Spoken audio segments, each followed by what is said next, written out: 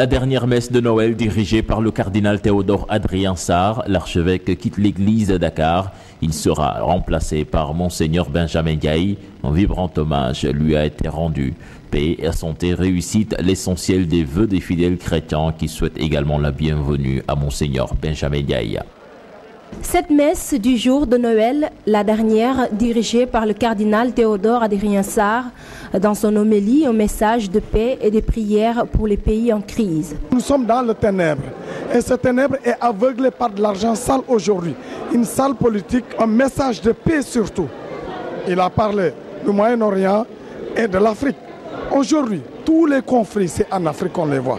Et au Moyen-Orient. Un vibrant hommage lui a été rendu après de loyaux services envers l'Église. Au nom de cette assemblée, je voudrais aussi vous dire notre reconnaissance pour avoir accepté de guider le peuple de Dieu, pour avoir mis toute votre énergie à servir ce peuple que Dieu vous a confié. Je disais tantôt que nous éprouvions émotion du fait que cette célébration de Noël est votre dernière comme pasteur de l'archidiocèse de Dakar. Des prières, des vœux, un message de bienvenue à l'endroit du nouvel archevêque de Dakar, Monseigneur Benjamin Ndiaye. Que Dieu nous donne la paix, l'entente et l'amour du prochain. Que Dieu, l'Emmanuel, soit parmi nous, qu'il nous guide chaque jour dans l'amitié et l'amour de Dieu. Monseigneur Sarr part aujourd'hui, il a laissé Monseigneur Benjamin comme son successeur. Ce sont tous les successeurs des apôtres. Donc c'est les enfants de Dieu, les piliers, les pionniers de l'Église. Donc il n'y a pas de différence. Il faut prendre la retraite et se reposer. C'est notre papa, il faut qu'il se repose. Et Dieu a amené quelqu'un d'autre. On lui souhaite aussi d'avoir un très bon sacerdoce dans l'Église. Une église remplie, l'émotion à son comble, des fidèles satisfaits, la passation de service entre le cardinal Théodore Adrien Sarr et Monseigneur Benjamin Ndiaye, très attendue. En attendant, joyeux Noël.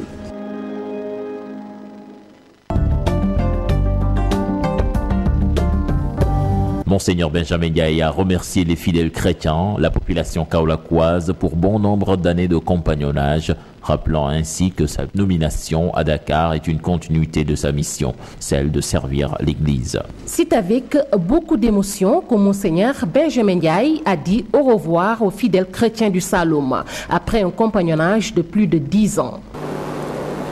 Je remercie filialement le Saint-Père pour sa confiance et pour sa communion dans la prière. Et j'exprime ma gratitude à son représentant, le nonce apostolique, pour son soutien et ses encouragements. Un hommage rendu à l'occasion au cardinal Théodore Adrien Sarr. Je salue avec reconnaissance mon prédécesseur, le cardinal Théodore Adrien Sarr.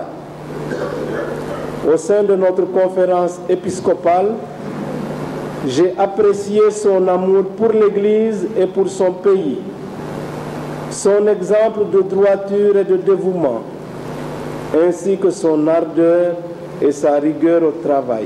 Le nouvel archevêque de Dakar s'est par ailleurs incliné devant la mémoire du cardinal Hyacinthe Thiandoum, qu'il a ordonné prêtre. Son attachement pour Kaolack, incommensurable. Les enfants qui ont une place spéciale dans mon cœur, les prêtres, les religieux et religieuses et les acteurs des œuvres sociales à travers la Caritas. Je prie le Seigneur, par Notre-Dame des Victoires, patronne de l'Église cathédrale de Dakar, d'animer et d'éclairer notre marche commune pour nous aider à réaliser de nouveaux progrès dans notre vie humaine et notre témoignage chrétien. Sa nomination à Dakar n'est pas une promotion, mais plutôt un service, selon lui.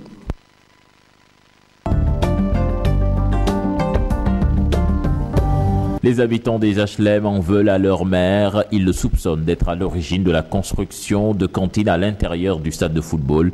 Ils se disent être ni informés ni associés à un tel projet, d'où leur opposition catégorique à la poursuite des chantiers. Ils appellent leur premier magistrat à la concertation. Des cantines dans leur terrain de football, ils n'en veulent pas. Ces habitants de la commune des HLM, très remontés contre leur maire, l'accusent d'entreprendre ces chantiers de manière clandestine. En fait, de manière nébuleuse, en cachette, sans en informer aux membres du conseil municipal, sans en informer aux populations qui l'ont porté à la tête de cette mairie. Il a voulu, n'est-ce pas, ériger des cantines sur ce terrain des HLM. La population s'est mobilisée de manière énergique pour dénoncer cela et puis empêcher la réalisation de ces cantines.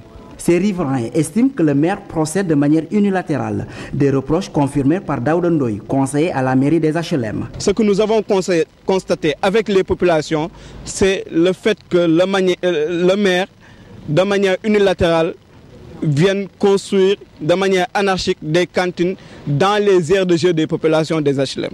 Les populations des HLM ont besoin d'aires de jeu, ont besoin de stades, et nous disons non à cette construction anarchique, nous disons non à cette non-concertation. Persuadés qu'ils luttent pour la préservation de leur cadre de vie, ils invitent leur maire au dialogue pour désamorcer la tension. À défaut, ils porteront le combat au-delà de leur commune. Nous sommes ouverts au dialogue. Nous sommes des gens civilisés. Nous sommes ouverts au dialogue. Voyez bien, c'est lui qui refuse le dialogue en refusant de recevoir les populations des HLM qui l'ont porté à la tête de cette mairie.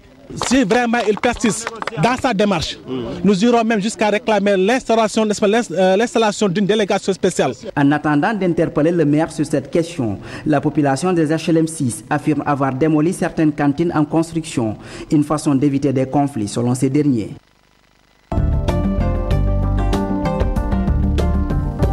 L'adjoint au maire apporte sa version sur cette affaire. Ibrahima Seydi affirme que l'actuelle équipe municipale a hérité de ce projet et elle compte l'achever. Selon l'adjoint au maire, le projet en question bénéficie de l'adhésion du mouvement sportif et d'une bonne partie de la population. Qui date de 10 ans.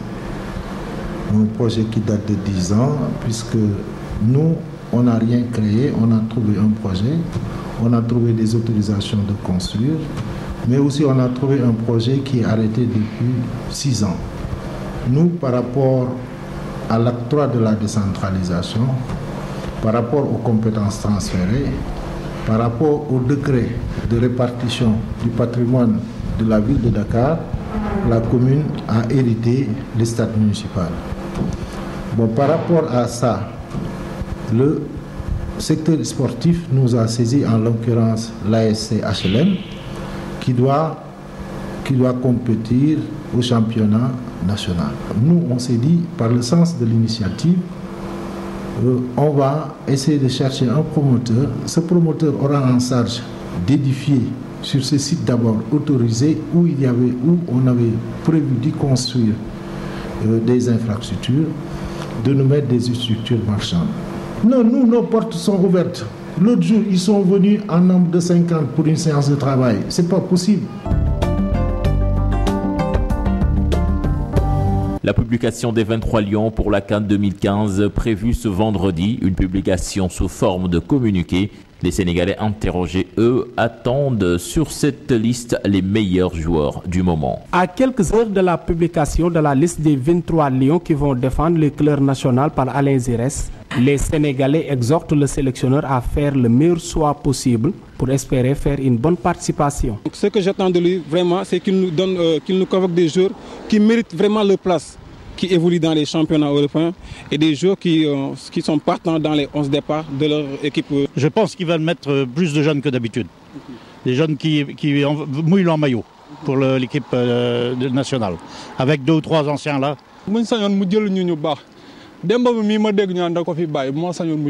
Certains d'entre eux vont jusqu'à nous citer des noms sur les 23.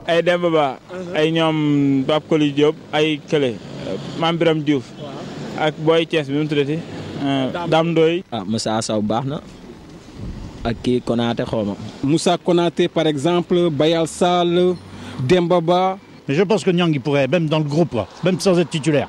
ki gaa yu qualifié woon man jàpp naa ñooñu bu leen yóbbu wax dëgg yàlla dina fa am dara quoi parce que gis dem naa ne ñoom wax dëgg yàlla li ñuy def mën nañ ko trop. Il ne voit pas d'un bon œil certaines informations qui divulguent des noms des joueurs Pour eux, le problème au Sénégal, chacun est entraîneur. Au Sénégal, nous avons beaucoup de coachs. Tout le monde est coach. Même moi qui te parle parfois, je vais être à la place du coach. Alors que c'est vraiment impossible. On a choisi un coach, c'est Alain Giresse, on doit le laisser faire son travail. Il faut laisser faire le sélectionneur. Il faut le laisser faire, il va faire du bon boulot, c'est certain. Dès lors, les Sénégalais fondent beaucoup d'espoir sur l'équipe nationale. Ils espèrent avoir une meilleure liste afin de sortir de la poule de feu.